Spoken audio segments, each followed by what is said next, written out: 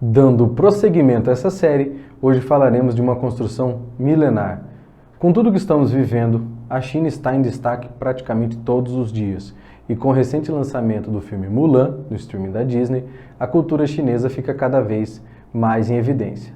Dessa forma, hoje falaremos de uma obra gigantesca, com mais de 2.000 anos de história, e é claro que a gente está falando da Muralha da China.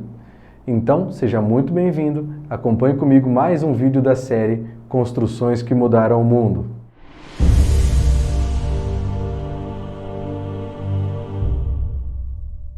E aí pessoal, tudo bem? Meu nome é Paulo Ribeiro, sou calculista, sou engenheiro civil, especialista em estruturas, mestre em construções, professor, projetista e profissional da construção civil.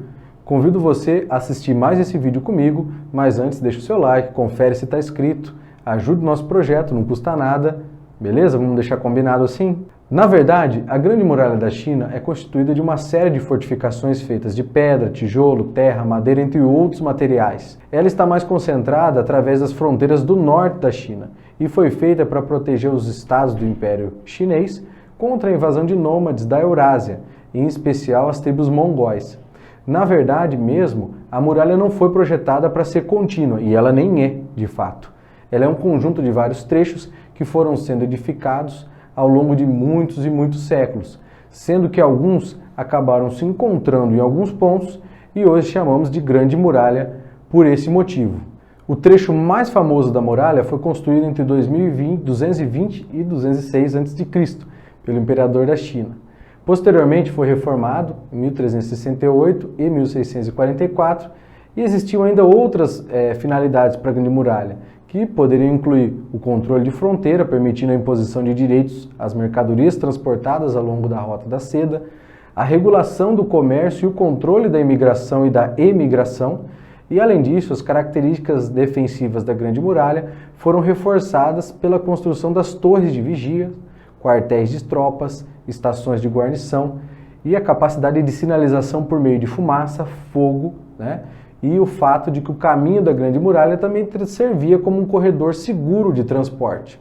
A Grande Muralha estende-se ao longo de vários trechos, da Udong ao leste, ao Lago Lupe, por exemplo, e ao oeste, ao longo de um arco grosseiramente delineado ao longo da borda sul da Mongólia interior. Um abrangente levantamento arqueológico, usando tecnologias mais avançadas, concluiu que as muralhas da dinastia Ming têm um total de 8.850 quilômetros de extensão, e essa é composta por 6.259 de seções da muralha em si, 359 de trincheiras, 2.232 de barreiras defensivas naturais, como montanhas, rios. Outra pesquisa arqueológica descobriu que toda a muralha, com todos os seus ramos, mede 21.196 quilômetros de extensão. Durante muito tempo, pensou que a Grande Muralha fora construída para proteger o Império Chinês da ameaça de invasão de tribos vizinhas.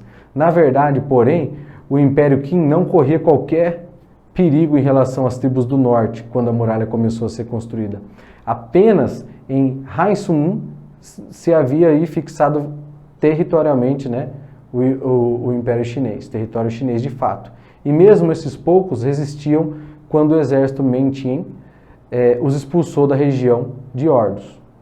A muralha, então, seria uma defesa contra ataques futuros, mas o custo de vida humana na época parecia excessivo para uma construção sem a necessidade imediata. A ideia da muralha pode ter nascido de uma obsessão do imperador pela segurança e sua paixão por grandes projetos. Porém, pode ter havido aí razões mais pragmáticas. A muralha seria um local conveniente para enviar os desordeiros e fazer trabalhar de fato. A construção da muralha também dava emprego a milhares de soldados sem trabalho, depois que a formação do império pôs fim à guerra entre os estados. Além disso, logo que a muralha ficasse terminada, teriam que ser locados, todos esses soldados teriam que ter onde trabalhar, e aí teria toda a extensão da muralha para trabalhar, assegurando-se assim que parte do exército seria mantida bem longe da capital. As primeiras construções surgiram antes da unificação do Império, em 221 a.C., ao unir então 7 reinos em um país. E aí o imperador começou a unificar a muralha, aproveitando inúmeras fortificações construídas por reinos aí atuais. Com aproximadamente 3.000 quilômetros de extensão à época, foi ampliada nas dinastias seguintes então. Com a morte do imperador, iniciou-se então na China um período de agitações políticas e de revoltas também, durante a qual os trabalhos na Grande Muralha foram paralisados.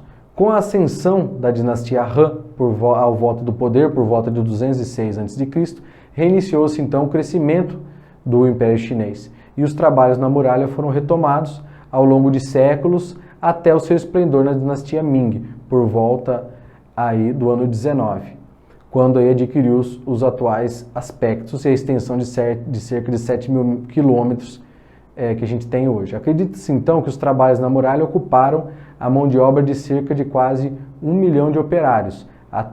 Até 80% pereciam durante a sua construção por causa da má alimentação e do frio entre soldados, camponeses e prisioneiros. A magnitude da obra, entretanto, não impediu excursões de mongóis e outros povos que ameaçavam o Império Chinês ao longo de toda a sua história.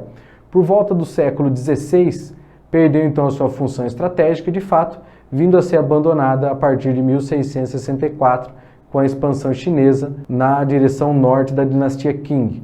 No século XX, na década de 1980, foi dada então uma grande prioridade como um símbolo da China, estimulando uma grande campanha de restauração de diversos trechos, porém a requalificação do monumento como atração turística sem as normas para sua utilização adequada, aliada à falta de critérios técnicos para a restauração de alguns trechos, como próximo ao oeste do país, onde foi empregado um cimento já concreto moderno sobre a estrutura de pedra argamassada que levou ao desabamento de uma torre de 630 metros, geraram várias críticas por parte dos preservacionistas, que estimam que cerca de 2/3 do monumento estejam, de fato, em ruínas. Por não se tratar de uma estrutura única, as características da Grande Muralha variam de acordo com a região que os diferentes trechos estão construídos, devido às grandes diferenças de materiais, condições de relevo, projetos, técnicas de construção e mesmo da situação milenar vivida por cada dinastia. Os trechos da muralha, então, apresentam grandes variações. Perto de Pequim, por exemplo, os muros foram construídos com blocos de pedra calcário. Em outras regiões podem ser encontrado granito, pode ser encontrado tijolo ou até aparelho das muralhas, né? Nas regiões mais ocidentais, de desertos, por exemplo, onde os materiais são escassos, os muros foram construídos com vários elementos diferentes, entre os quais galhos de planta enfeixados poderiam ser utilizados, e em geral os muros apresentam uma largura média de 7 metros na base e 6 metros no topo, alcançando-se então uma altura média de 7,5 metros. Segundo anunciam os cientistas chineses, em abril de 2009, o comprimento total da muralha é de 8.850 quilômetros, segundo, claro, os cientistas chineses. Além dos muros em posição dominante sobre os terrenos, a muralha compreende ainda elementos como portas, torres de vigilância e fortes. As torres, cujo número estimado por alguns chegam perto de 40.000, permitiam observar as aproximações e a movimentação dos inimigos a dezenas de quilômetros. As sentinelas que guarneciam e serviam de fato ao sistema de comunicações empregavam bandeiras coloridas, sinais de fumaça e fogo.